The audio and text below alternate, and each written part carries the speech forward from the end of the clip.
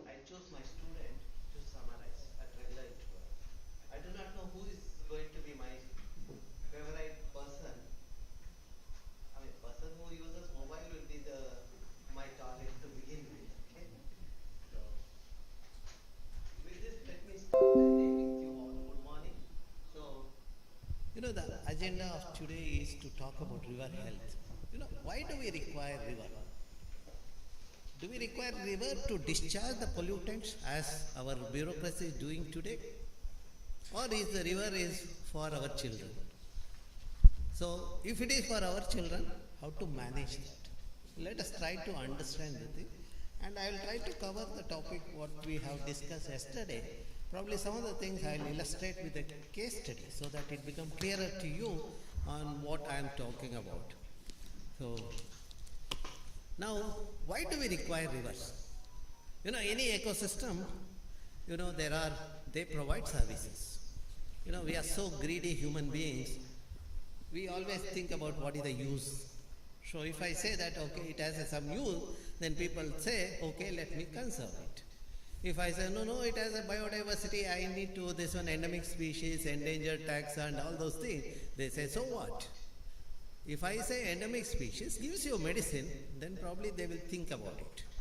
So the services broadly we categorize as a provisioning, regulating and cultural services. This, I have deliberately included this aspect today because there is a mega project is coming up in the country on natural capital accounting and valuation of ecosystem services, especially the blue economy. And Vemnad Lake is chosen for that in Kerala and Aganashni in Karnataka. So probably the youngsters who are interested in that work on natural capital accounting can take part in that. It's a global project, the United Nations, and I think GF is also involved in that. Now, if you want to have the services from any ecosystem, you need to maintain the integrity. You have to maintain the ecosystem integrity. If you have eyes, ears and legs and hands, you can do the thing. If you don't have one of them, you know how difficult it is. So that's where the ecosystem integrity is essential. So that also gives you, when you maintain the ecosystem integrity, that is the development I say is a sustainable development. Now first 2-3 slides are general messages I will give, then I will take up the topic in a greater detail. Now, what is that development? See, I am looking for a development that ensures a clean air and water to our children. If that happens, then that development is the sustainable development, so that we will have minimum disasters and also security, survival and peace. See, when the resources are there are no conflicts. But when there's a scarcity of resources, you see the conflict between the states and districts, etc. So, but if you have to maintain the integrity of the ecosystem, you need to be responsible and take a responsible decision. So that is where we need a sensible citizens. Citizens will become sensible when they have the knowledge. So we cannot do much with murkas. I'm sure the same word exists across the languages, so the fools. But certainly we should be able to do with the people who are sensible. When I look at Kerala, Kerala is known for literacy. As high as 98 or 99, okay, general literacy. But when it comes to environmental literacy, they are lagging behind. This is why I'm telling is that when we did a study of the water quality in all the districts in Kerala, the surface water, groundwater and the tap water, we found there are pollutant in that. Essentially the higher this one of coliform bacteria, which means there is a mismanagement by the people. The community hygiene is very good in Kerala, but when it comes to, personal hygiene is very good in Kerala, while the other thing is community level it is missing. So that's where the environmental knowledge or environmental literacy is the first requirement. So when you train your people, first thing is bring the basics into this one. Start with the basic ecosystem and say why the ecosystem what are the constituents of ecosystem, how ecosystem functions, and then build your case. Okay. So now let me start that. See, when you look at the ecosystem, I have put a simple food chain because I have the audience from a diverse background, architects to the policy makers. So now for the people with the architect background, so if I want to give some amount of science, some of them might accept it. There are some problems also. So now, when I look at the Lakeview apartment, I see what kind of damage these architects are doing.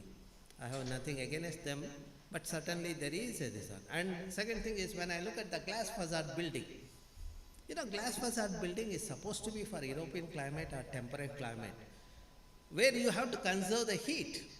But copying that architecture and pasting it in Indian environment is a tragedy. So, at least whenever I meet, in fact, I have been called for the annual meet of the architects regularly. They know that these are the kinds of messages I give, hoping that that the next generation would be different. They always invite me, and that's where I feel that essence of the subject is to be given. Now, you might ask, what is the problem with the glass facade building?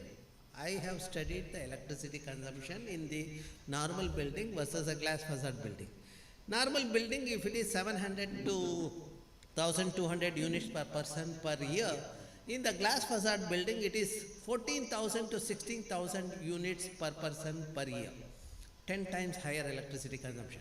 10 times higher electricity means the 10 times higher pollutant, the greenhouse gases. So that means these architects are just warming the earth, there is bound to be the changes in climate. So now let us try to understand what an ecosystem. You all know that ecosystem consists of the biotic and abiotic component. When you look at the biotic component, you have the producers and consumers. You see the producer produce the food, consumers eat it. And when you look at carefully, you can also learn thermodynamic principles.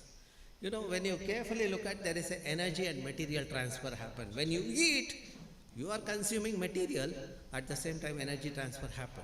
From one level to the other level, there is a transfer of energy, and also there is a law of entropy, there is a loss of energy also. So that means you can understand the laws of thermodynamics, all three laws from that. And whatever is left in the system is being converted into the elemental form by the bacteria and fungi. That's where in an ecosystem, there is nothing called waste. Where do you see waste? I always tell you will see waste where waste people are there. Who are these waste people? These are the bunch of fellows who have affinity to the synthetic materials, plastic, for everything. From bed to the cup to the anything they use is all plastic only. So they not only are contaminating the environment, they are also contaminating the children also with what I said yesterday with the dioxin and other carcinogen, etc. Now, I work in Western Ghats. So, in fact, when I was introduced, the person told me that I have traveled a lot. But I have been here in this state quite often. And whenever the state invites me, I always come. So, but this time because I was traveling to Andhra, I thought, let me take a break. But Dr. Anil said, I have to be here, that's where I landed again. My home, unlike your home, starts from Kerala to Gujarat. Latitudinally, if you look at it, is 7 degree to 22 degree latitude. And my home constitutes only 5% of India's geographical area. Can't we keep 5% of geographical area for our children?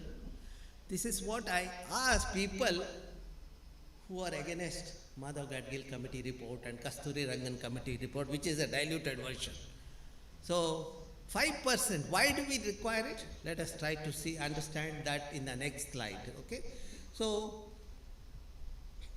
that number of species that we have on the earth. See, our scriptures talk about 8 to 12 million species. Our science estimates about 1.2 or 1.3 million species. And whatever species are there on the earth, only the 5% of them we know. So for the medicinal property and other usage, that means there's a lot to do, and that is where we need more and more youngsters getting into basic science. Now, coming back to the Western Ghats. Why Western Ghat is important? I said it's a hotspot of biodiversity. When you look at the number of species latitudinally, you see that the number of species versus latitudinal gradient, at 8 to 14 degree latitude, you have the highest number of species. Highest number of species, both terrestrial and aquatic ecosystem, that's where we need to conserve.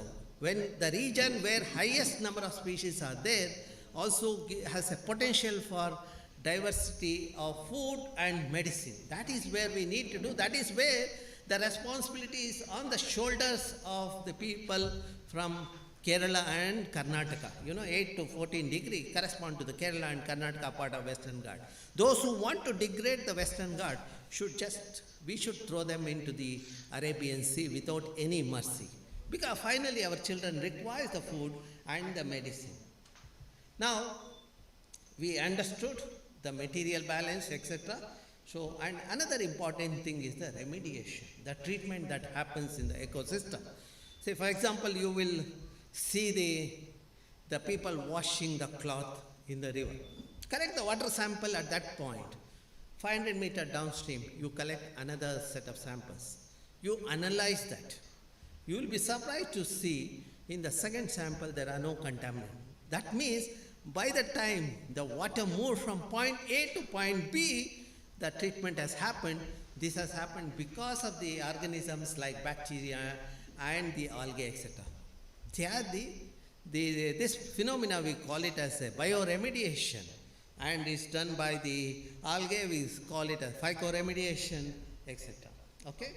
So now, if you have to have maintain the ecosystem integrity, you need to manage. That approach of managing the ecosystem, maintaining the physical and chemical integrity is called ecosystem approach. See, the species occur in particular location can occur only there provided we maintain the physical and chemical integrity. If we alter the physical integrity, that means diverting the rivers, etc., is going to be suicidal. The chemical integrity is polluting the ecosystem. There was a question yesterday about the river linking. I would say that river linking is mooted by a bunch of jokers who do not even understand the implications of that, such a mega scale disaster they are going to create. Do they understand the simple thing? The species that are there in Ganga, if it is linked to the Kaveri, they become an invasive species. And we are spending the money. In fact, they are getting the money. That's where their interest is to push the thing, is to make money, not to provide water to anybody. To give you an example, in Karnataka, we have a Tinhole project. The river is diverted, saying that they will give 4 TMC of water to the drier districts in Karnataka, Kolar and Chikballapur. And when I did that catchment yield, how much water is there? It is only 13.85 TMC. They have just increased the number to push this agenda so that they can loot the resources. Out of 13 TMC of water, 8 TMC required for the local people for the horticulture, agriculture and drinking, etc. And then the environmental flow, another 2 or 3. Then finally what is left is 0.85 TMC. To transfer 0.85 TMC, they are spending 13,000 crores rupees. At that time I wrote an article saying, where is 24 TMC?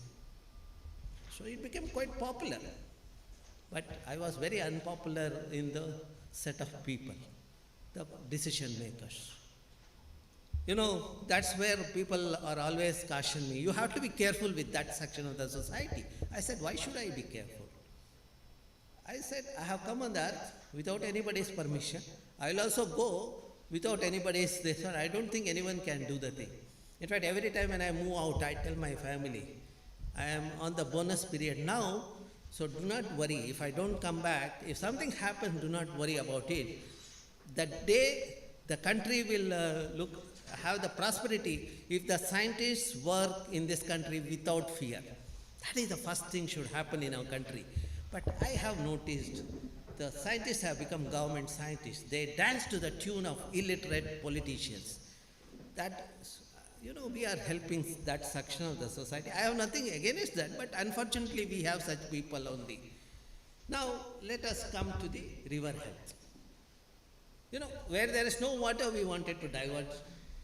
Now, let us at least try to maintain the health. For that, if you have to ensure the water adequate and the good quality water, you need to have the monitoring program.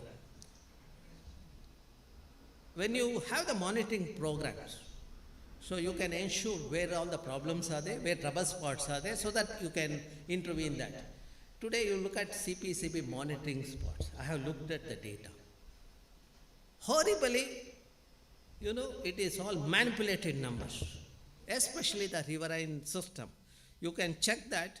And in Bangalore, the KPCB, the Karnataka Power Pollution Board, monitor the lakes. They say the lake which I consider as a highly polluted, the BOD value, they say 14. And they have the courage to come to NGT. I am in the NGT committee. NGT is National Green Tribunal. And they present such data. Then, Santosh Hegde, who was a Supreme Court judge who had the committee, he asked me, what do you understand this number? I said, they are only 1/5 of my value, I said. That's a kind of the manipulation they do. When we do this one, we get 80 or 75 is the BOD value. And today, these jokers have also created a sensors, to measure the BOD. I understand DO, you can do it with the sensors, whereas the BOD, every, 5 minutes you get the BOD value. I am sure Biju is here. He will tell us how one can have the BOD value. Just a manipulation of DO. They are giving a BOD, which is what they are submitting it to the government. And the Supreme Court also. Has any academician has raised his voice? See, this is where the problem is, okay? So, but there are gaps in the system, but the gaps have to be removed means a younger generation has to shoulder the responsibility. So now let us try to understand what is river health monitoring. When we look at the river health, there are various aspects: catchment health, floodplain health, river channel health, flow health, river water quality health, biotic health. Depending on our background, the way the elephant and 5 blind men, the same story we also have. So one section of the society, the engineers talk about catchment, floodplain, etc. Then we biologists talk about biotic component. Then our friends will talk about physicochemical analysis, etc. So this is how it depends on our background, but we are talking about the same entity, the river or the water quality of the aquatic ecosystem.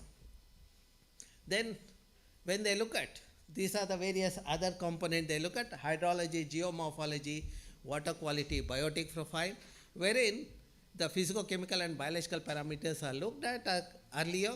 They had looked at the famous thing is E. coli. We go lakhs also.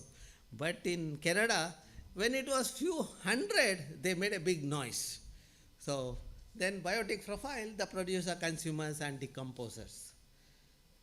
Okay. Now, why do we require that? Let us try to understand. It helps in deciding the portion of the river that needs extensive attention. That means where there's a problem, we can attend to that. Okay. Helpful in tracking the specific behaviors, indicator status for any component at a fixed scale, and handy in providing scientific information to the public and guide river health management decisions. I have the environment education program in Karnataka. I have a network of institutions. My agenda is when a child learns, that child never pollutes. And that is true also. Some of them have become today the professionals and they have done PhD also. And when I meet them, when I carefully look at them, the way they do the thing, they have whatever they have learned during their childhood, still they maintain that. Okay. Now let's look at catchment health.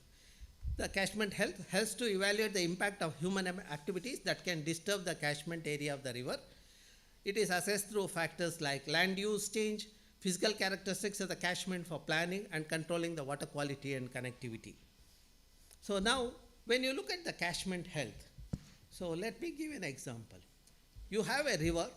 See, the catchment is a region which drains the water to that particular location.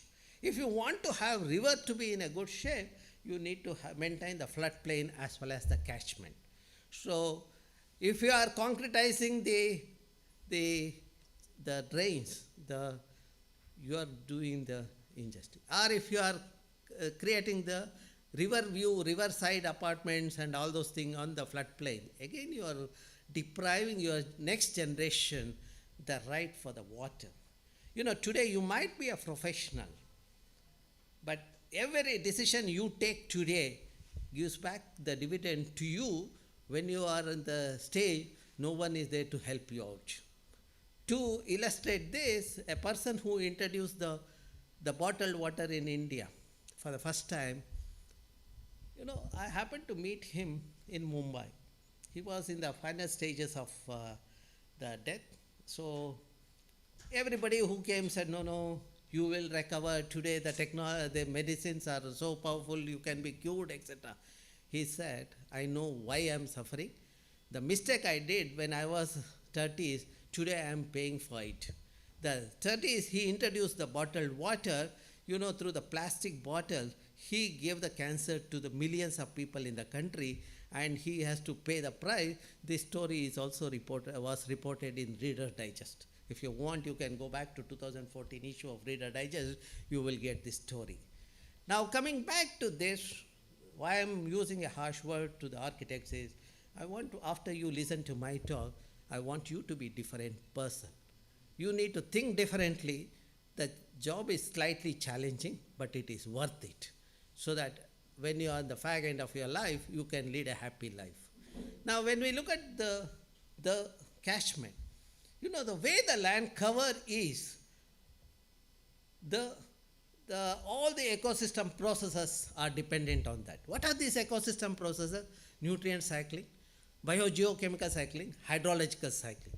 Hydrological cycles, yesterday Dr. James talked about it. But I got a very interesting answer also. When I was traveling about 2 years back in Andhra Pradesh, or Telangana, I think.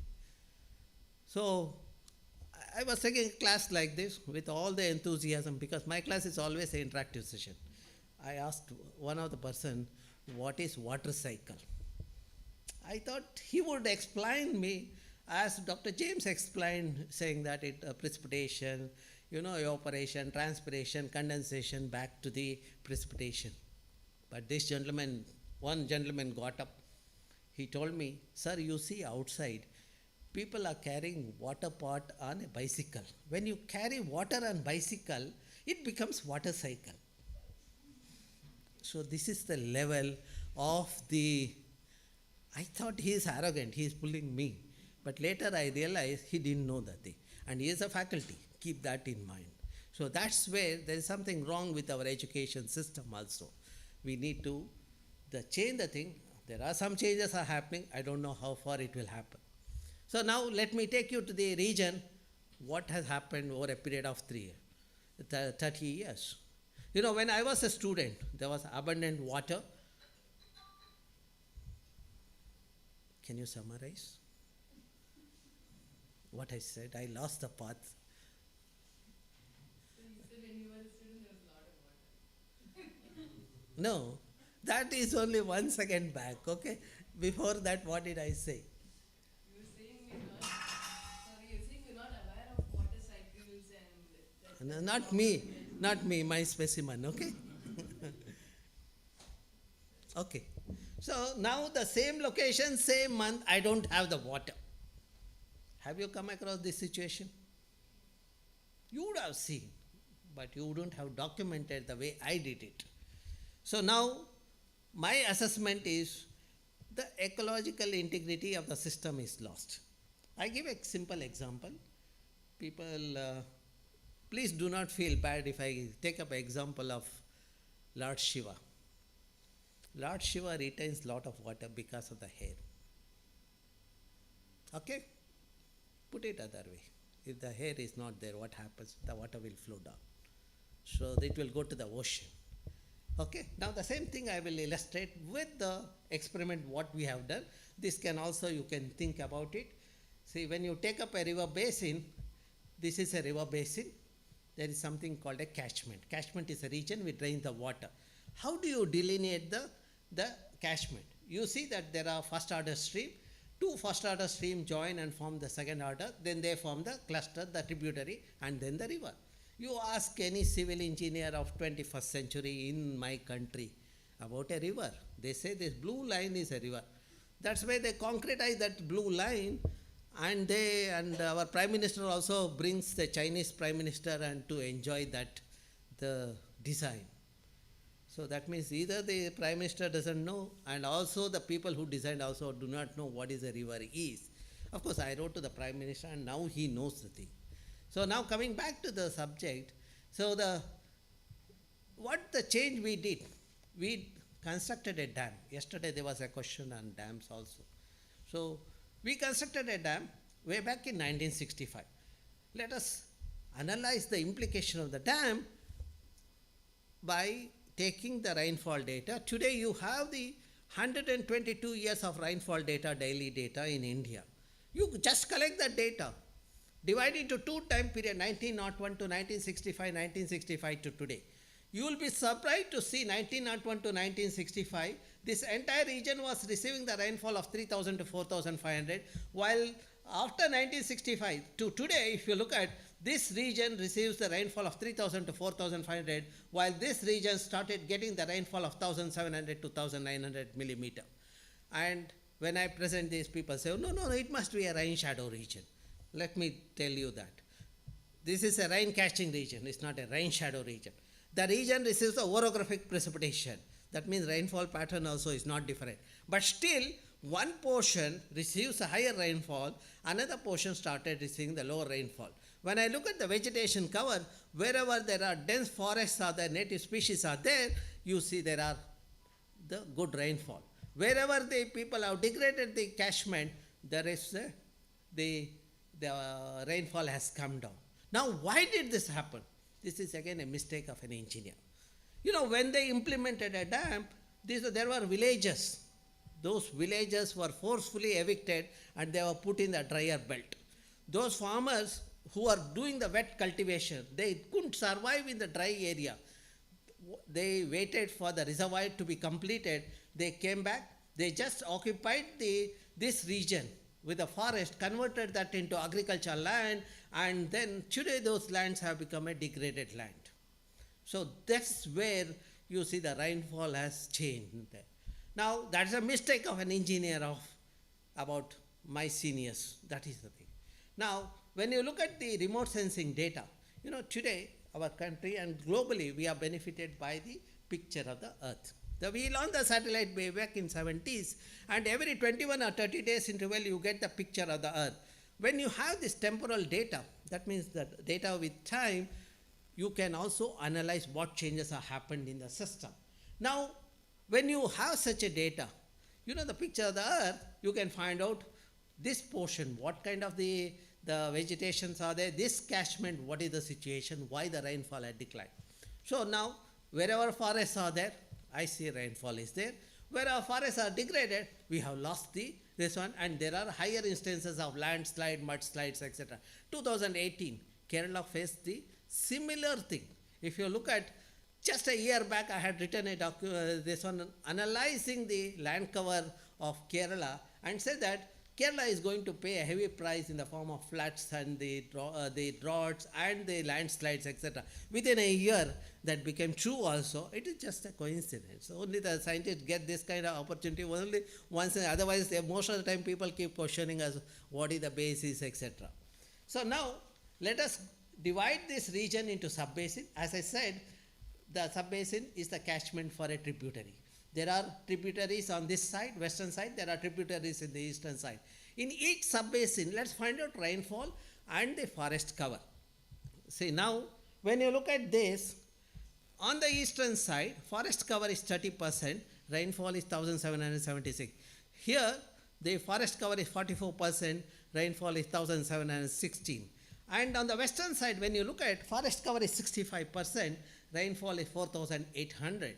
Then forest cover 60%, 4,400. This shows you need to have the forest in the Western Ghat to have the rainfall in your region. Okay. Now, my students have monitored the streams to find out how long the water is there and the duration and quantity of water. They carried out an experiment for 36 months. Using current meter, you can find out the velocity of the water in the channel and then quantify the discharge, etc. That's what they did. And based on that, they have graded the streams as A, B, C, D. A are the streams which carry the water for 12 months. B are the stream carry the water for 8 months. C are the one carry the water for 6 months. And D are the one carry the water for 4 months. Now, when you look at where that A, B, C, D kind of streams happens, A type of streams occur in a catchment when it is dominated by native species. When it is converted into monoculture plantations of rubber, acacia, eucalyptus like Idukki district, it becomes B or C. That means water retention in the river comes down to the 6 or 8 months and we lose the water for 4 to 6 months. And when we degrade the catchment with a vegetation cover less than 30%, you will have water only during the monsoon. That is where, D type of streams occur. Now, what is the basis for this statement and how did we do the experiment? To understand that, what we did is, we just deployed the sensors in the underlying layers. We monitored when it rains how much water gets percolated during the monsoon and how much water moves laterally. See, when the catchment has the vegetation, that too of native species. So there was a discussion on this yesterday. Probably I am emphasizing on that. So because the native species are diverse, the roots of the species are also diverse. Because the roots are diverse, microbes in the soils are diverse. When soil microbes are diverse, the soil becomes permeable or the porous. When soil becomes permeable or porous, it allows the water to percolate. When water percolates, it fills this zone which is called saturated zone. Then it fills this zone which is a vado zone. It fills of rocks and vacant spaces. And the saturation of these two layers will see the water in the river or stream. When you see a water in the stream, you can also assume that you have deposited enough water in the underlying layer. Now, what is the benefit of storing water in the underlying layer? Now, you have the monsoon for 4 months, you have the water in the stream for 4 to 6 months. Then after that, the water that is stored in this region moves laterally to the river or stream. When you go to the Pampa river, you can see from the side the water start coming to this one. Then during the summer, the water that is stored in the saturated zone is the water available in your river or stream. That we call it as a base flow. Those who have done the engineering properly, the first or second semester hydrology course, exactly the same thing we teach. So today the students don't even attend the classes, but they get the degree. Okay? Then if we do the entire area, urbanize it, nothing goes inside. Since nothing is inside, you don't have the water for during the post-monsoon period. Okay? Now, I will illustrate further. If the forests are there, how much water gets infiltrated? Our quantification shows about 50 to 60% of the rainfall get infiltrated. And that is the water that is available during the post-monsoon period. And during wherever the vegetation is not there, you see the infiltration is lower and you do not have enough water. Okay? Now, we also quantified how much water is required for the humans. See, for growing, the agriculture, horticulture, and for fish, drinking, etc. This is the thing which you see gives the demand. This bar graph inside the bigger one. The outer one gives how much water is available because of the rainfall, the runoff during monsoon, and then runoff during the infiltration in the vado zone and the saturated zone. And wherever forests are not there, you see the water is also less and demand is higher. In this forested region, demand is higher, but it meets the demand, there is a surplus situation. But when we change the landscape, naturally we pay the price.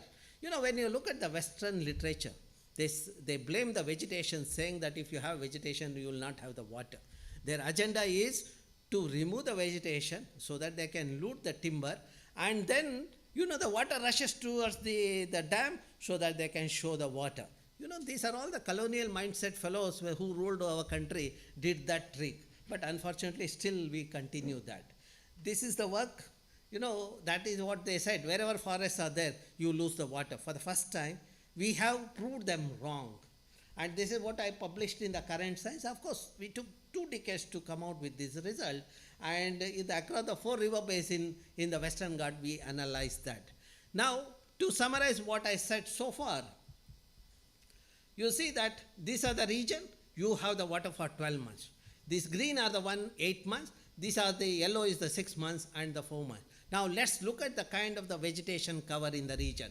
See, wherever forests of native species are there, you have the 12 months water. The common man, Aam Aadmi, require the water means he or she has to maintain the forest.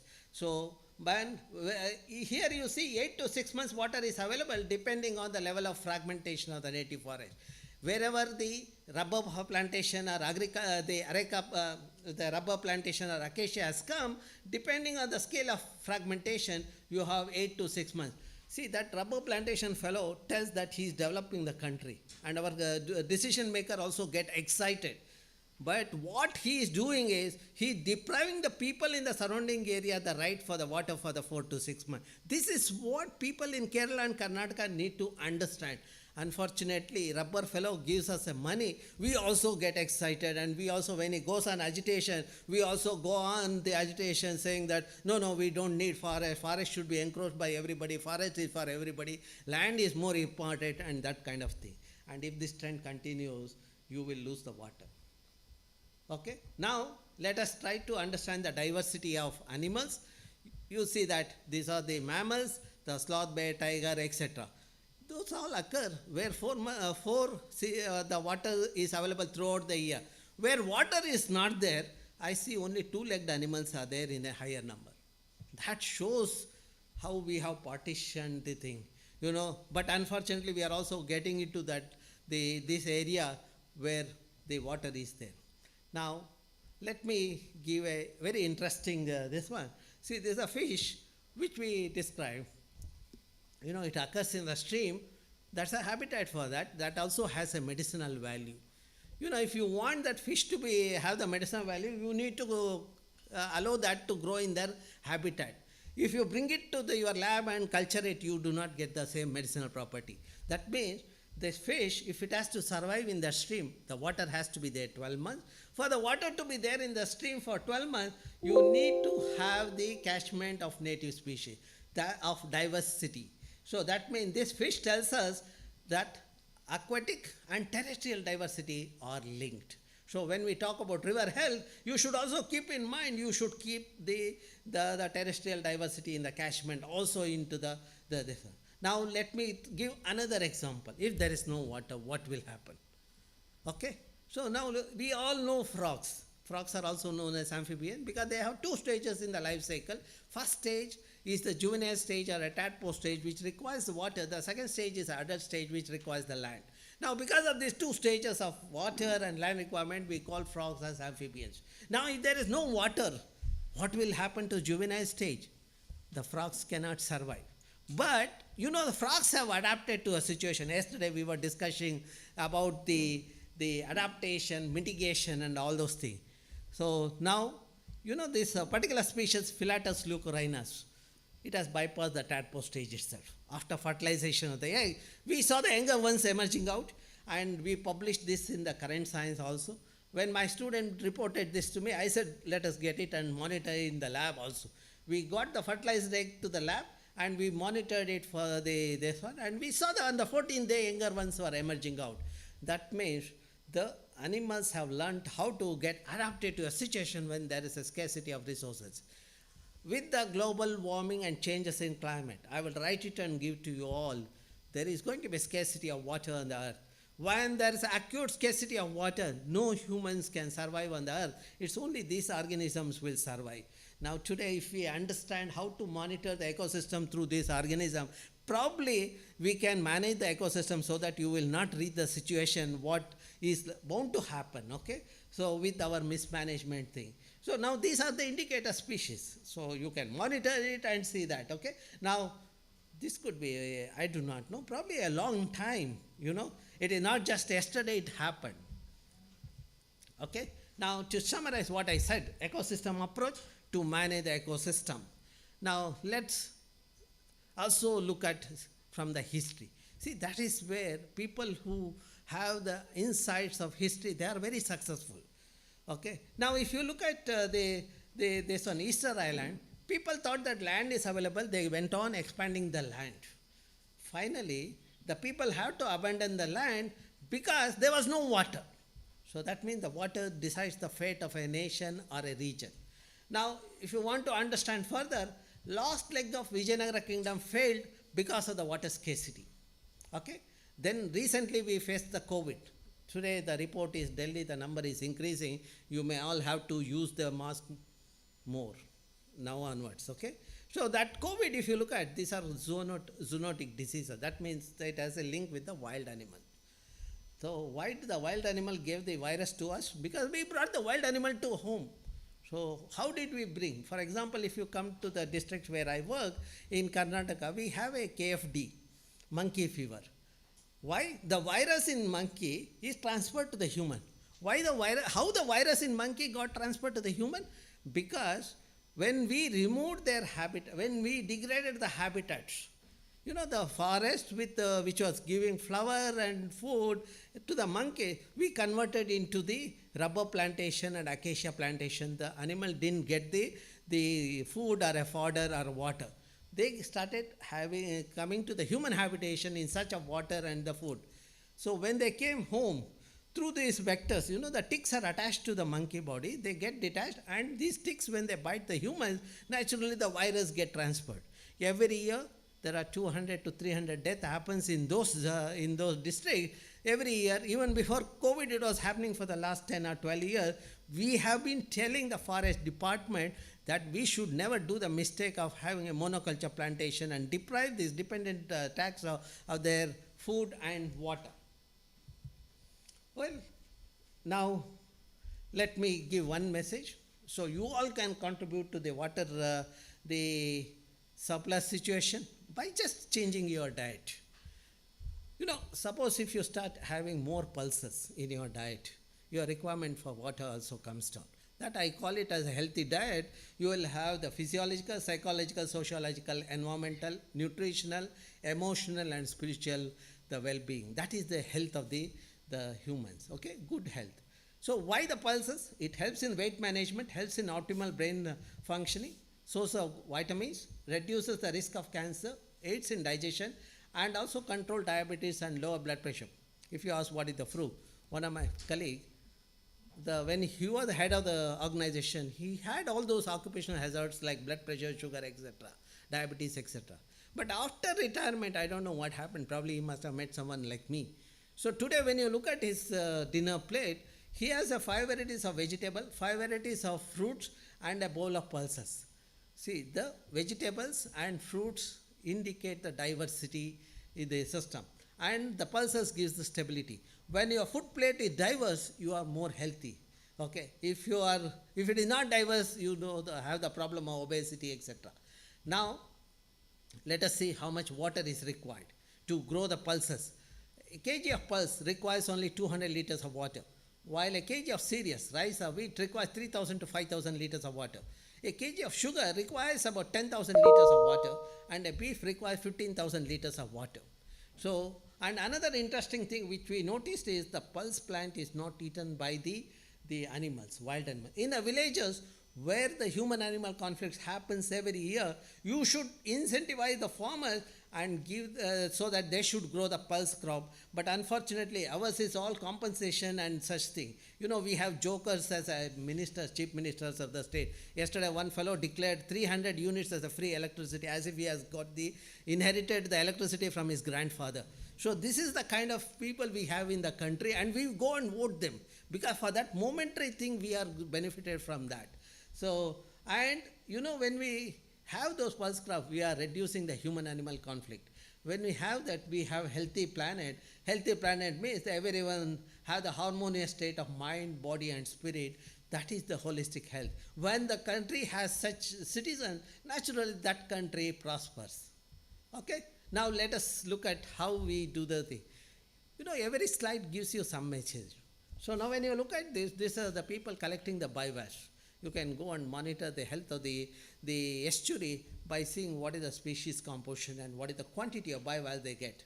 Now, we were doing that, and we saw that this lady, probably in the the 50s, okay, senior to me, and she goes underwater, spends at least 4 to 5 minutes to collect a bucket full of bivalves. When she collects the bivalve, she earns 300 to 350 rupees a day, which is sufficient for her to run a family. She doesn't go and collect the second bucket. That means she is practicing sustainability there, so that she knows that if we over-harvest tomorrow, her children will not have the food.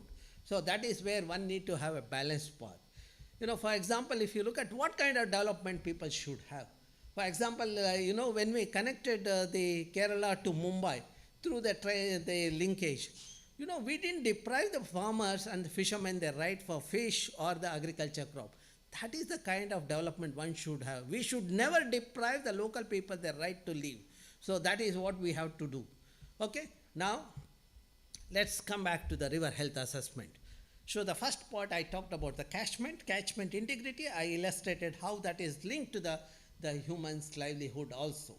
So now another important thing which I missed while explaining that was the livelihood aspect. What we saw that, the farmers, we studied the farmers in this region versus the farmers in this region.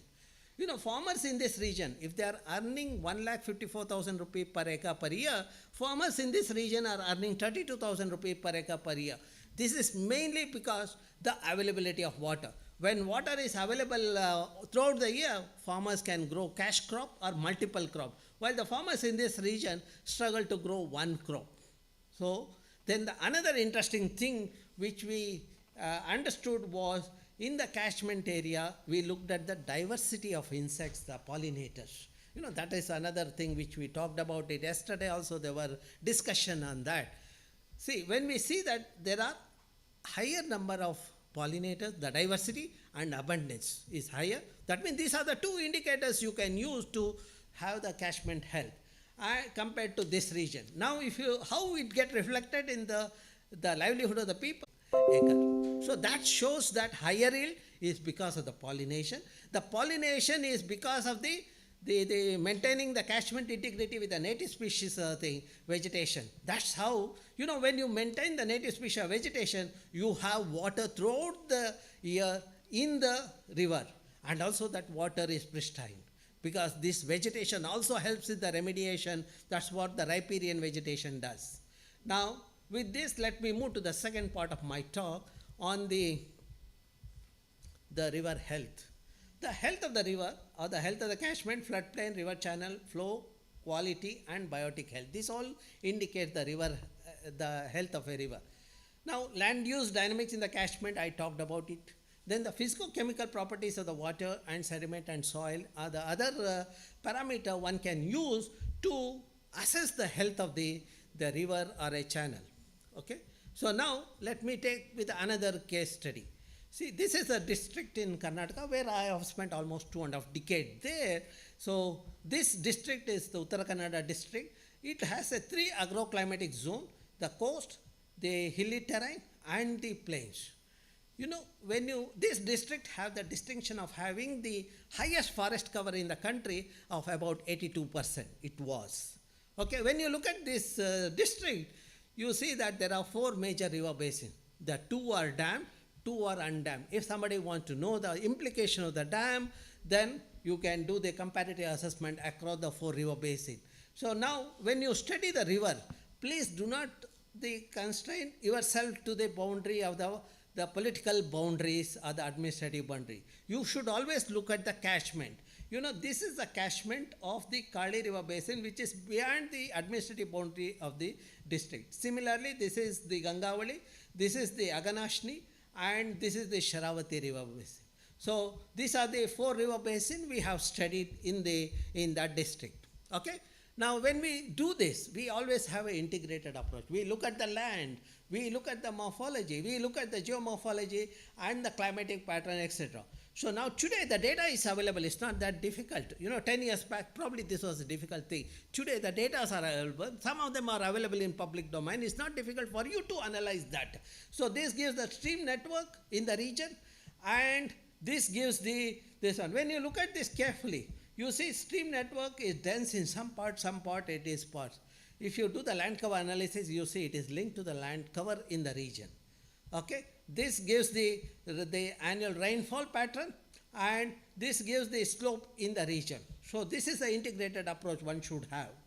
Okay, now how did we do the documentation of diversity of plants and animals and land cover analysis we did? We divided district into 5 minutes by 5 minutes grid, or a 9 kilometer by 9 kilometer. You might ask, why 5 minutes by 5 minutes grid? That corresponds to a grid in a 1:50,000 scale of Survey of India topographic map.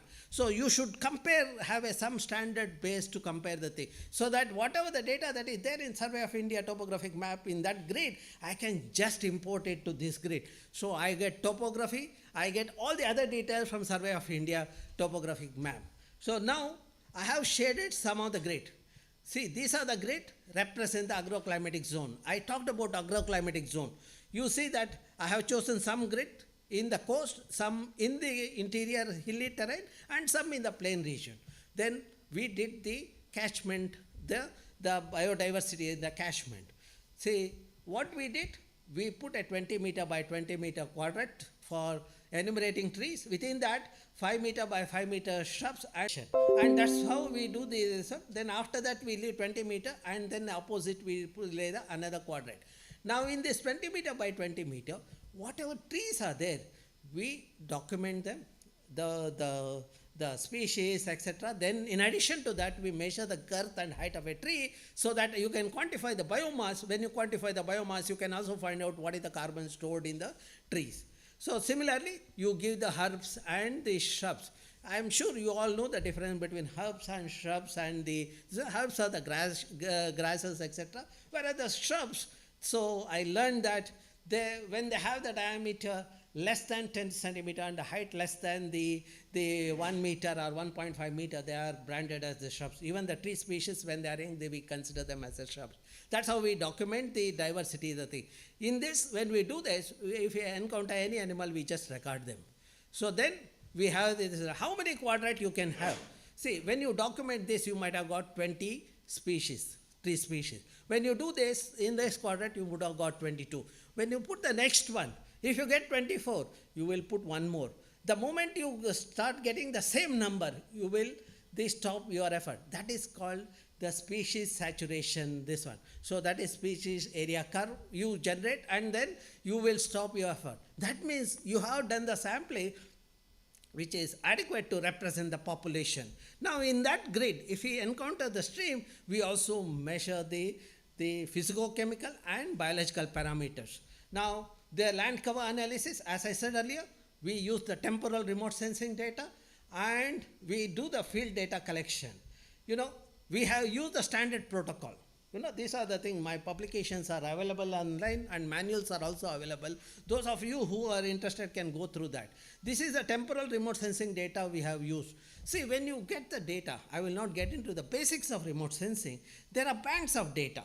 The bands of data, the blue band, green band, red band, and infrared band data, we use it for land use analysis. We generate a composite of that. We assign the color, which is not a true color of the band, which is, we call it as a false color.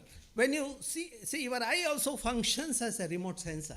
When you see outside, the vegetation appears green. That is mainly because when the solar energy falls on the vegetation, the energy in the red and blue band is absorbed by the leaves during photosynthesis, and the green band is reflected. Depending on that, the amount of green is reflected, your eye perceives that vegetation as green. So that means the color is useful in identifying the objects on the earth. That's what we use it, and we generated a false color composite. In this, we have identified the heterogeneous patches. These are these are comparable to the heterogeneity on the earth surface. Now we digitize those heterogeneous patches. We loaded that in the GPS. when we loaded the GPS, when we go for the field work, near that polygon, the GPS will beep. So that I know that I have come to that polygon, I note down that whether it's a forest or agriculture or other. That's how the training data is collected. Once we collected a training data, which is a representative of the entire region, we just do the classification using the maximum likelihood classifier. So that is what we have done. To summarize what I said is that we have divided district into 5 minutes by 5 minutes grid. We have done the detailed biodiversity sampling in these gridded areas which are shaded. And if you look at the district, you have the evergreen forest, the deciduous forest. This is based on the French Institute, the vegetation map of South India. So then we have gone to the field, we have laid the transect, we have collected the training data for this one. See, when we do the remote sensing data analysis, you can also collect the data related to the flora and fauna. That's where when your team is a multidisciplinary, you can do wonders. If you have only one the expertise in the group, then only that component you will be handling. So invariably, this kind of ecosystem monitoring requires the multidisciplinary expertise also. Now, using that, we have analyzed what is the land cover. See, this is the land use in 73, this is in 2018. Then we also extracted the forest cover from that. You see how the forests are degrading. Then we also looked at the fragmentation of the forest, okay. So then, how did we do that? And what is the importance of this? See, from 1973 to 2018, how the land cover is changing. You know, when you look at this data, I said that this district has had the distinction of having highest forest cover in the country. But even in this district, okay, you see the evergreen forest, which was, you see that 67% has come down to 29%. You see that as I grew up in the system, I see the forests are declining. So it should have improved, but unfortunately it has happened the other way. So now, I'll just visualize this. See, one is, this is 1973, entire district has a green cover. This is in 79, you know, wherever you see green, those are the greens we have lost when we come to 79. Then this is in 89, 99. See, you can also see why we have lost. 89, we constructed dam and reservoirs. Okay, 99, you see that, 2010, 2013, 2016. When you look at today, between 2016 to this one, you see that how much forest area we have lost also you can quantify. This data no one can dispute. You know, picture is worth millions of words. And you cannot manipulate. Unfortunately, our politicians still have not acquired the talent to manipulate. Otherwise, they would have manipulated even this data like they manipulate BOD, etc. in the river streams, okay? So now, to summarize what I said so far, we have done this assessment across the 4 river basins. We have monitored the river basin. We have looked at the biological parameter. We have looked at the physical parameters. And we also looked at the social aspects also. And we have done the assessment of these 4 river basins. So now, when you look at this carefully, how the forests are fragmented also, you see. In the district, how much water is available, during which month, where the water scarcity is, that also we have mapped that, okay. And also we have mapped the flora, and also we have looked at the land surface temperature. Loss of vegetation cover also has increased the temperature in the region. So now this is the work what we published in Current Science. Those who are interested can go to can download this paper. So this is the last May. In fact, I shared this copy yesterday with Balakrishnan Nair. I am sure he should be able to share with you all. So this is the region where you have the water throughout the year, okay. Now, how did we monitor? Now, the second component I have come to this one. When you take the river basin, you know, I said that the district has the 4 major river basins. When we take this, we do the physicochemical parameters as well as the biological parameter. Biological parameter essentially indicates the food chain in the aquatic ecosystem. We look at the algae, zooplankton, the small fish, and the large fish, and the bird. And my students have worked on the diatom, fishes, and amphibian. Each one have their own thesis to their credit. So now, let's look at the river channel health. The information regarding the ecology and biotic condition of the river. This includes the information on the length and breadth of the river channel, the longitudinal connectivity, and the impact of dams and waves, and the condition of plants and animals in the river. See, even if you start today, you should be able to tell in 15 months or 18 months the condition of the river, how it has altered, similar to what we did. We did a study of the 4 river basin in a matter of about 3 years. But one river basin within the year's time should not be a difficult thing. So then flow health includes the information on the kind, frequency, magnitude and duration of the river flow and impact of the water extraction structures such as tube wells and water pumps and barriers such as dams on the natural flow of the thing. The water has to move. When you stagnate the water, the health of the water also deteriorates. So now, then you assess that using the river water quality, you have the water quality indices and biotic health through the bioindicators. Now, how did we do this analysis in the river? For example, if you take a channel, first you look at the hydrological parameter, you measure the width of the channel, you find out the velocity of the water using the current meter, then you have the standard physico-chemical parameters, collect the water sample through the standard protocol, and then also they look at the indicator species also of the amphibians, etc. Now, how did we do the sampling for that physico-chemical and biological? First thing is we looked at the subbasins in this one. This is the subbasins indicate the catchment of a tributary. Now, that means you should select the sample so as to represent each subbasin in a river basin. Then you should have the land cover of the thing that gives, because the land cover decides the water quality. You know, if agriculture terrain, agriculture runoff with insecticides, pesticides comes there. If it is the forest, you have a different kind of a system there. The pristine water will be there. If you have industry, then you have a other kind of effluent getting into the thing. That is where your study has to be the integrated part. You should not say, through the biological indices, I know the whole thing. When you go to a doctor, if they just measure the bacteria count or this one in your body, it will not reveal the thing. You need to have the other parameters also. So then when we look at this, the algae, you know, I always feel the algae, there are 2 kinds. One is the planktonic, randomly moving, this one. The other one is attached. When you take the river channel, you should look at the one which is attached to the thing, so that they represent the water quality at that instant of time, at that point. So the diatoms are the best one. In fact, when we took up the study on diatoms, we had a series of meetings to arrive at because I am making a career for one of my students on diatom, I should be careful on giving that topic.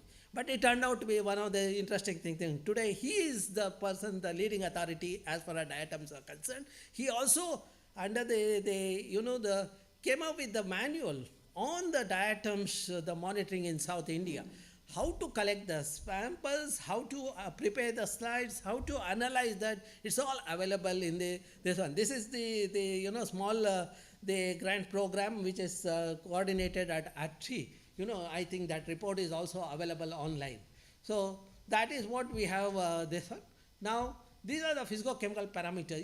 We are academicians. We want to see everything. We do not want to restrict to some other thing. That's what we have looked at. I told my student, even though the bioindicators are the best and cost effective, let me have the physico-chemical parameters so that I can correlate and say that doing this is as good as doing that.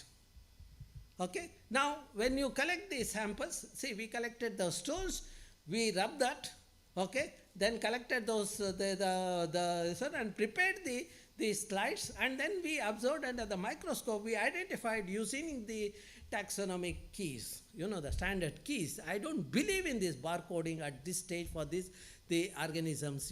That might be this one, but a lot of effort is there. We have not reached that stage yet.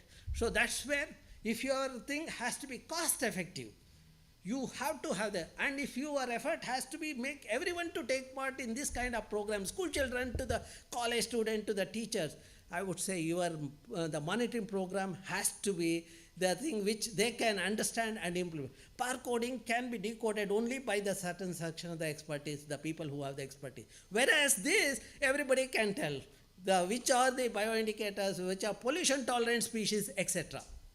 So now to summarize what I said, we take the river basin, we have the stream network, and then catchment delineation, then we have the remote sensing data, and we go to the field, find out this one, monitor, collect the samples, etc., and also understand what are the kinds of external input that get into the thing, what is the rainfall pattern, because the rainfall also decides the quality of the water, and this gives the land use in the thing. Then based on the diatoms, we have computed indices. There are many indices. So we have computed indices. Based on that, we said that which are polluted, which are non-polluted. Okay? Now, you see that this gives you the kind of the thing, based on the land use, how the clustering of the various, the sampling point take place. Since we have done the studies across these the major rivers, we have the lot of data. We could do that. Then similarly, we looked at the water quality parameter, the 22 parameter we looked at is the thing. Then cluster analysis based only on the water quality. Okay. Then we also tried the parameter analysis also, wherein PCA and CCA, see, because academician, when you go with this one with PCA, somebody said, no, it should have been CCA. To convince everybody, we do everything so that you can see that. But all the results are comparable. Okay. So then, based on that, we have identified which are highly polluted, which are moderately polluted, and which are the no pollution. See, when I show this, everyone get convinced. If it is polluted, why it is polluted? That is because of the, the sewage of the neighboring town is being, untreated sewage is let into the river channel, that is getting reflected here. The industries are letting the untreated effluent directly into this one. In the country, when we talk about development, pollution is permitted. That's a tragic situation we have that. So we think only of GDP. That I call it as, I am sure you all know, gross domestic product, which I call it as a gross distorted product. So it doesn't reveal anything. So then, as academician, we also benefited. We described the new species of diatoms also. So then, based on that, we have said that what is the problem, how to solve that. See, probably the academicians are the only one, they probe, diagnostic, and we also give the treatment, what is to be done for the thing, for the administration to take it forward. Have they taken it? That is the thing. I have the meeting with the DC. For my luck, every DC gets transferred within 6 months. The new fellow comes, again the new fellow is much younger than the earlier fellow, who is more receptive, but by the time I thought, okay, I am seeing the light at the end of the tunnel, that fellow also is pushed out. Okay, so that is the sun. So now we know that where all the pollutant and what is the situation. Now the next component, floodplain health. Assessment of the impact of vegetation on the floodplain. Yesterday they have talked about the riparian vegetation. The job the riparian vegetation does is the remediation. They are giving you the beautiful fruits and flowers. In addition to that, they are treating the water also, which comes in the runoff from the thing. This is what we have to highlight to the people. The village, the region where riparian vegetations are there, your river channels are not polluted. When you shave off that vegetation, you see that runoff coming to the urban runoff or the agriculture runoff coming to the river, you have the pollution happening in the region. Okay?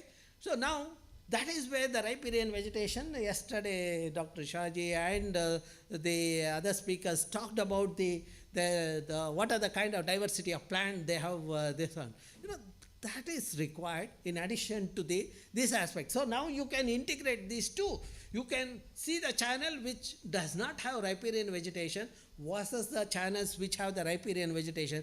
What are the additional benefit you have got because of the riparian vegetation? See, the moment you convince the people that because of this they are benefited, they will do the conservation. Otherwise, nobody is interested in the conservation. Now, to give that picture, how the vegetation is, so see, if you come to urban area, we call that as a buffer zone. We say lake should have 15-meter buffer zone, 30 meters or 30. It is not the science part.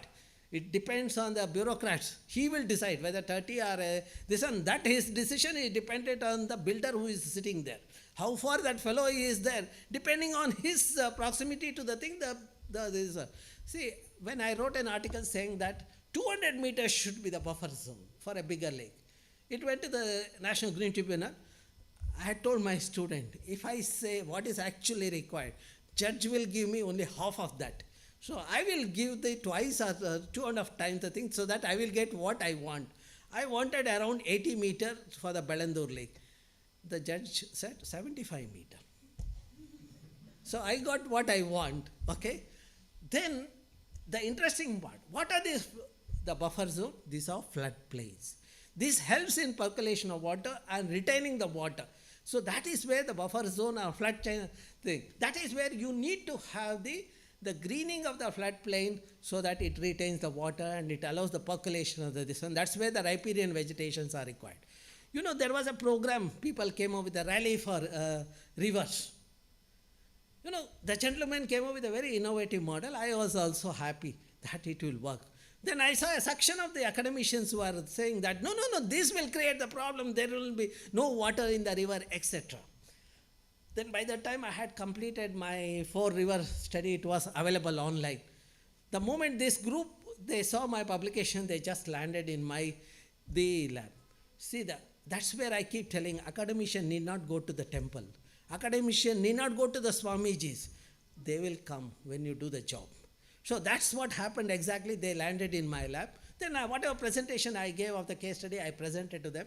And when you look at their website, you see that my video is also there in that, highlighting the linkage between the vegetation and the thing. Now today I have understood there is a group of experts exist on the earth just to show their prominence. They wouldn't have done the experiment, but they will talk all things, whether vegetation is required or not required, all the things they will talk about it. So then, you know, when we are talking about that gentleman had the thing to have all the floodplain across the country. I told the gentleman, instead of that mega thing, let us do it in one river, Kaveri River. So that's where Kaveri calling came into the existence. Those who are following them, that you will come to know that. Kaveri calling, Kaveri is calling, even now it's calling. But this gentleman got the publicity. Now today he is talking about soil, my another favorite subject. So that is where they think, but we need such ambassadors. You know, I am a firm believer, science, society, culture and spirituality should go hand in hand in my country. If you want to see the sustenance of natural resources, otherwise we will see that the, you know, degradation of ecosystem as it is happening in Kerala. The churches are against the forest. You know why?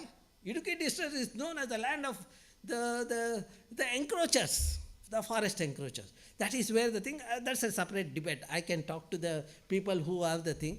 So my views are based on the scientific data. Now when we talk about riparian vegetation or the floodplain, how it helps? See, we just looked at the channel where this runoff is coming, what kind of constituents are there, heavy metal, etc. And the heavy metal absence in the region where the riparian vegetations are there. That is where, you know, the constructed wetland and such species also help. See, yesterday when there was a presentation, there was the emphasis on pandanus or the typha and those kind of the species. They help in remediation of the thing. If you look at the composition of this one, then probably that will help you. See, by the time when it reaches and lets this one constructed wetland passes through, you would have got the treated water. See, otherwise, you know what would have happened? Entire pollutant would have gone to the lake. You would have had a higher quantum of the methane generation. Now, because of the constructed wetland, you know that treatment happens there. The amount of methane generated in constructed wetland is much lower than what you would have got it. I have done the LC of the entire comparative assessment of the thing. If you see, there is a report of mine on constructed wetland which talks about what kind of species and what should be the size of the constructed wetland if you are treating the water. Okay. Now, based on the amphibians, again, the bioindicator species, you can come up with the thing where what kind of species are there. Where endemic and endangered species are there are the hotspots. That's how we have identified the location, where the hotspots. They coincide with the swamps in the region. So that is where we told the district administration, you do anything, but you should not come near the swamps. And we are struggling to see that swamps are also protected in the region. These are Myristica swamps. Yesterday there was a discussion on some of the species like the Myristicaceae, Gymnocrantha and all those things. Those are the species that occur in that region. So this I talked about it a few minutes back. And today the valuation, that's another thing you can keep in mind. Whatever you do, monitoring, if you have to be effective, you should tell the system what is the worth of that. That is where natural capital accounting and valuation of ecosystem services is required. what is the worth of that, the forest? What is the worth of that asset, the lake or the river? If you tell, that is the wonderful thing. So now, when we did, see, United Nations came up with a standard protocol about 3 years back. They are looking for the people, the countries which can take up this kind of thing and give the pilot project. Then somebody mentioned about my work, and that's how the United Nations approached me. They said that, can you do it for 10 districts in Karnataka? So because at the time COVID came, this is one scientific experiment which helped, was benefited because of the COVID. Because of the COVID, my movement in the system was curtailed. I have to be in the lab itself or in my home. So myself, my students, we sat in the lab, we analyzed the data, we came up with the study. And of course, with the government permission, we had the zero traffic movement in this area. That is another way that we are benefited by the COVID. We could cover, though the United Nations wanted 10 districts, we did the study for the entire Karnataka, district-wise for the 30 districts. So, and finally we said, what is the worth of the forest in terms of provisioning, regulating and cultural services? Seeing that work, 2 of my students who work on the lakes and estuary, they said that they will do it for the aquatic ecosystem also. Now when you look at, I have given the worth of this. Excuse me, sir, if you could conclude within 2 minutes, we will have some time for discussion. We need some 10 minutes because you are giving us so much of information. We should have some. I can stop right now. No, 2 minutes. You can 2 minutes I cannot do much. So I can stop right now. So we can have discussion, and if time permits, I will go up to 10:30. Yeah, it's 10:20. If there are questions, I will answer that, and then I will take it forward. Okay. Yeah. Yes, madam. Sir, I was wondering, what is the source of the data you put into a slide about water requirements for different items of food production? What is the source of that data, please? No, these are based on our primary data collection. You primarily did the comparison. And there are people, Agriculture University have worked on that. Even the why I'm asking is because when cattle is raised in stalls and fed where they are, then the requirement of water is high. That's correct. But if there are pastoral systems that take these animals out and they are mobile, then there are practically no inputs at all, and the meat is healthy. I have been doing a study on camel milk, and it's used as medicine. So to say that pulses, and especially in a beef-eating state, to make a statement like that, I thought needed to be contested. Well, you can contest, but you cannot contest my values. No, I want to know the source please do of that data. Please do that. Do the comparative assessment. Share with me. I will also give comment on that. No, I don't need your comments, sir. Thank you. Okay.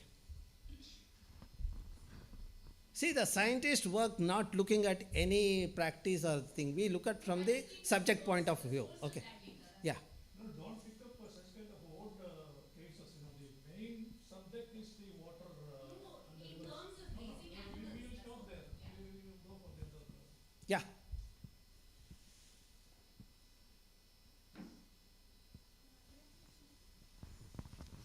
Good morning, sir. How would you suggest we get more town planning departments in India to value what ecologists have to say? Because I don't see that in India at all. None of the departments here even hire ecologists or even arborists, because there is so much of work going on. It's given to NGOs who do Miyawaki methods of reforestation in different urban regions, which is definitely not aligning with the local biogeography requirements. So how do you suggest this comes into practice actually, across the country? probably I am slightly on the better situation, because in Karnataka, at least in Bangalore, we were successful in having the lake division in the BDA, Bangalore Development Authority, where we have made sure that a forest officer is also part of the thing. And forest officer also interact with the people who are doing this kind of experiments also. Okay. Recently, the law was, the definition of forest was changed to include oil palm. That is a different thing. We will not, during tea you can ask me, I will answer that. Okay? Thank you. Sir, thank you for all the information you provided, so much. Thank you. This same slide, about the water intensity of different crops. Now, rice and pulses, rice and legumes, do you see that happening where a lot of the paddy fields are being converted to pulses, to legumes, lentils, because people are realizing the difference in the water demand for these crops? And can you comment on the process of transferring from these one crop to the other because of the water use? Have you seen that, and what is the process if you have seen it? See, one of the thing is, let me try to answer your thing. The water use efficiency and appropriate crops will always help in the system, depending on the kind of the agroclimatic zone you are in. See, for example, you are in a drier belt. Growing the high intensive, the water intensive crop like sugarcane and paddy may not be the appropriate. So that's where depending on the agroclimatic zone, which takes into account the soil and also the climatic parameter and also the other ecological parameters. So that would be the best approach. Okay? Yeah, you had a question, no? Here? Yes, sir. Yeah. Good morning, sir. You presented a very long and good presentations. I have a some doubt. Clarification. The species diversity, disappearance, water quality, soil quality, and indicators, all are the consequence effect of some other factors, like pollutions and other like water quality, water pollution, air pollution, salinity, pesticides, organic load, global warming. Then, as a scientist or academician, how can we manage these problems? How can we manage this problem? It is the limit of our or other people's or government? Well, I will answer after some time, okay? Thank you, sir. So that requires a more detailed this one. So I do not want to get into that at this stage. Yeah. Yes, sir.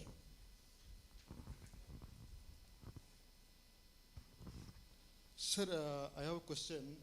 What are the basic parameters to identify the buffer zone of lake ecosystem? Sorry? What are the basic parameters to identify the buffer zone of any lake ecosystem, wetland ecosystem? See, during the normal rain, not aberration period, okay? Normal rain, where the water stagnation happen, that region is a floodplain. That also correlates with the topography of the region. Okay? Other any parameters? That's enough. That's how we do the floodplain, the delineation. So then there are other indicators there like the plants and all. If there are no plants, then that they say that no, this plant is not there, so it's not a floodplain. I don't want to take a risk on that. Okay? See, where the marsh-loving plants are there, for sure it's a floodplain. Marsh-loving plants, it could be pandanus or typha or that species.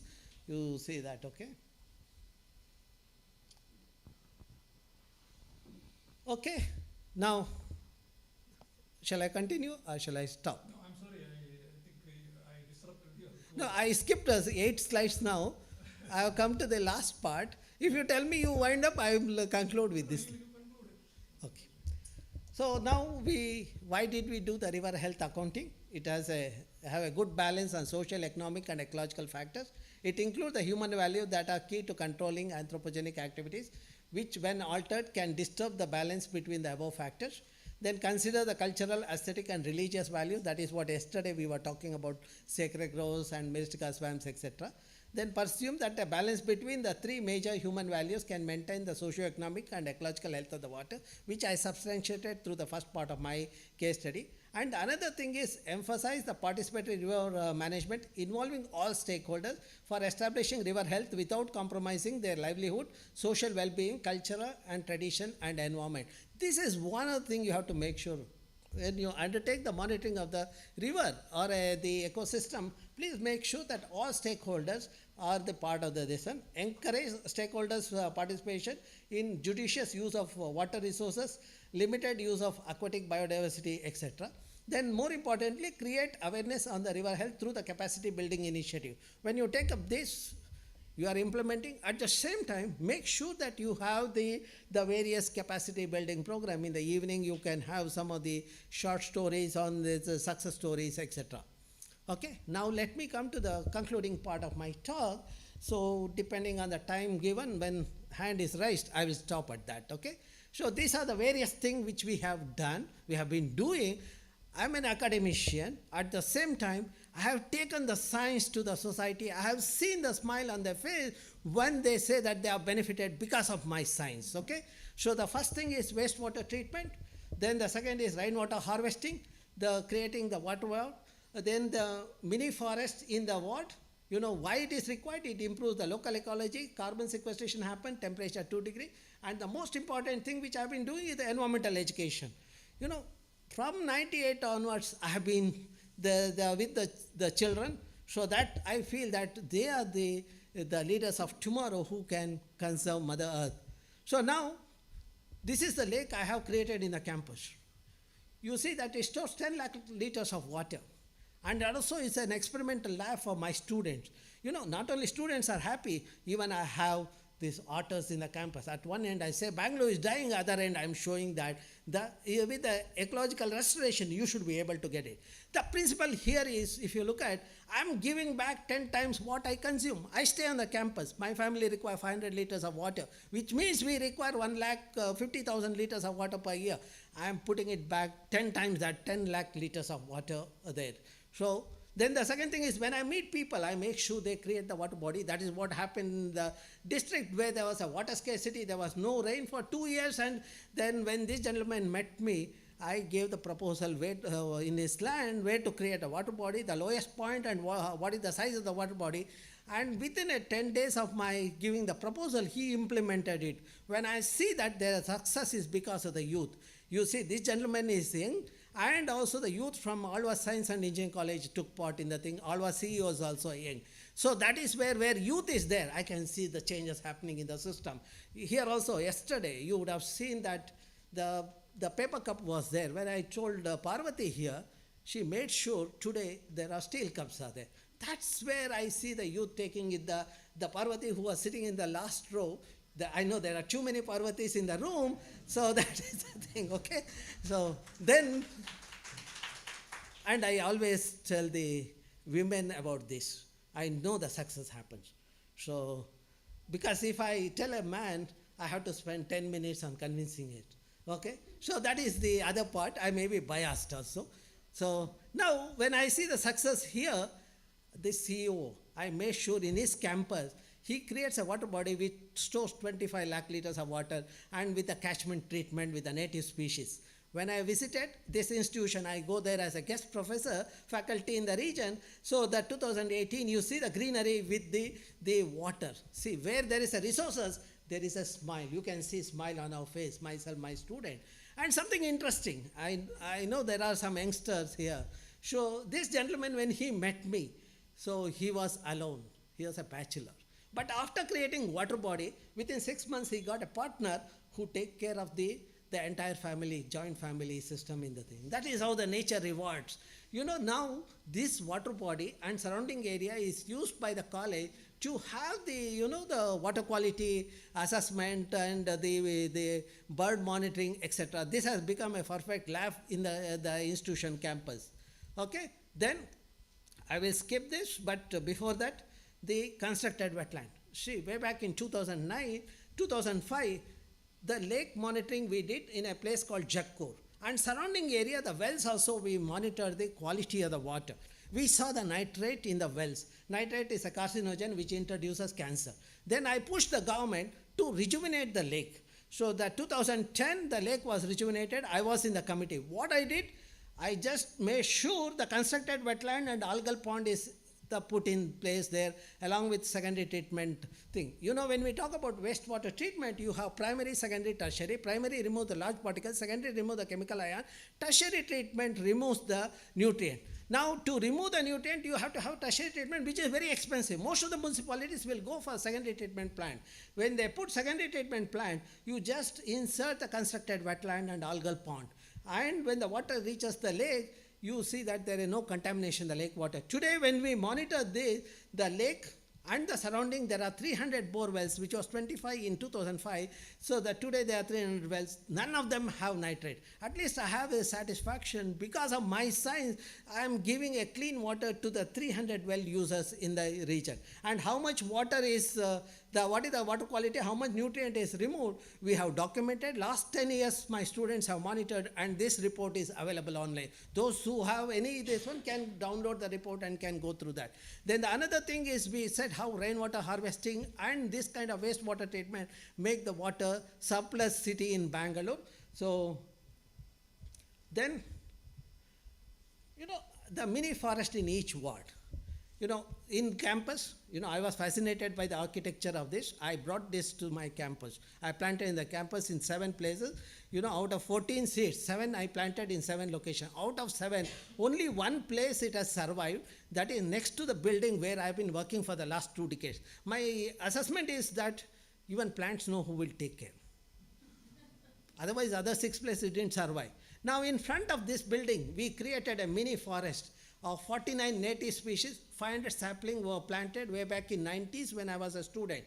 And today, when you look at, see, that region was dominated by Parthenium. That's again an indicator of the poor landscape. Now, that region, today you see a dense vegetation like this.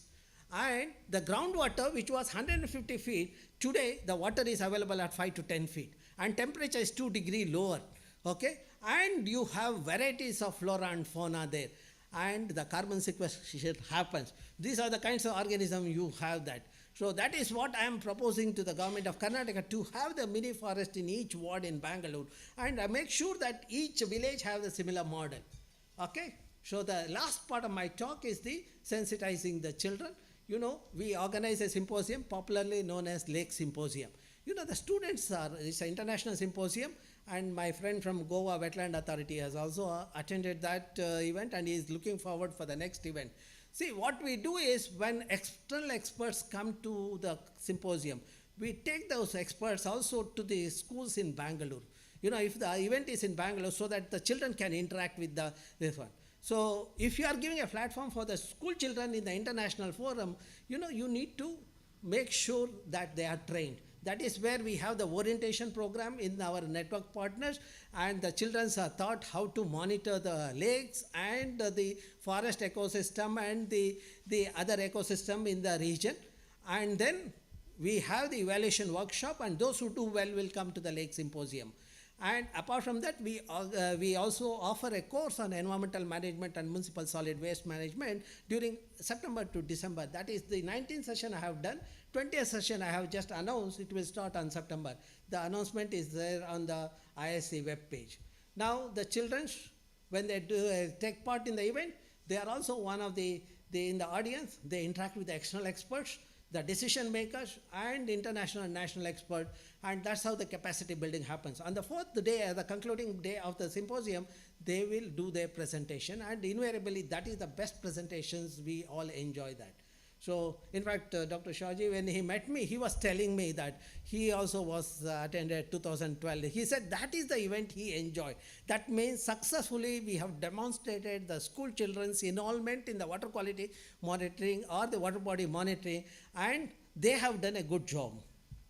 Okay, so you see that they do the catchment mapping, they do the carbon sequestration, biodiversity, etc. Wherever the water body is there, catchment mapping they do, and water quality, here the students are trying to collect the samples. They go and collect both the water as well as the biological sample. They come to our lab, analyze that. In the rural area, they do the biodiversity documentation in the neighborhood. The Biodiversity Act came in 2002. As per the Act, the PBR should have been there. in this one. But the government didn't succeed on the PPR. But when we did involve the school children in this as a part of the Lake Symposium, in 1 year we got 300 villages documentation.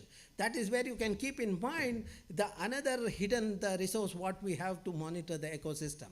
So this is the water quality testing labs that we have set up in various schools as a part of our program. And those who are interested might talk, some more are available online. And you can access my webpage where the details are available, whether it's a Western Ghats or for my research group. So my research group, all publication of mine is archived here. The PDF are available, you can download, you can write to me, you can criticize if there are the lack of clarity in my work. Well, so what I have given to the country is that the work what I did in 2009, the country's solar program has come into the existence. Today the solar energy is emerging as a major renewable source of energy, so that we are providing electricity, and now students are working on algae, the biofuel prospects, which will give the liquid fuel. So, and 65% of the country's landscape is youth. If they energize and if we train them, we will, if we harvest all these three, we can make the country the developed country. That's what I am looking for, and that's what we are working for. And when youngsters do the work, there is a smile on everybody's face. Thank you very much.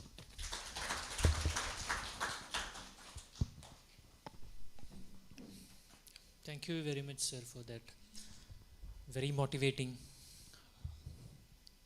lecture packed up with data, which is really consolidated and presented in a very interesting manner.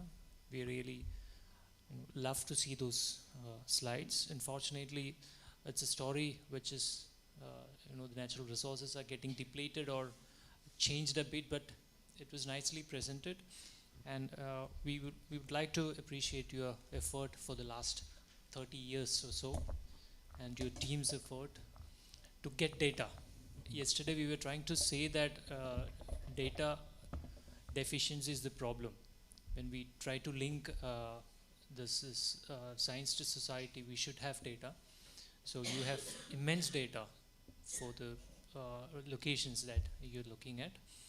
So I request all the participants to take a note of this collection of data, the methodology, even to the presentation level. It's exemplary, I would say. So thank you very much for the session again, and thank you also for having the discussions. We can take the discussion out of the room during the tea break, and he has got an important meeting from 11 to 12, so will not be available between that time, I understand. And after lunch he will be leaving. So yeah, but I am available virtually. Yeah. All my publications are there, my footprints are there, people can see that, okay? So yeah, so please interact with him further. Thank you. On behalf of the organizers and participants, I thank you, sir. Thank you very much. So we'll be breaking the session for tea for next 10-15 minutes.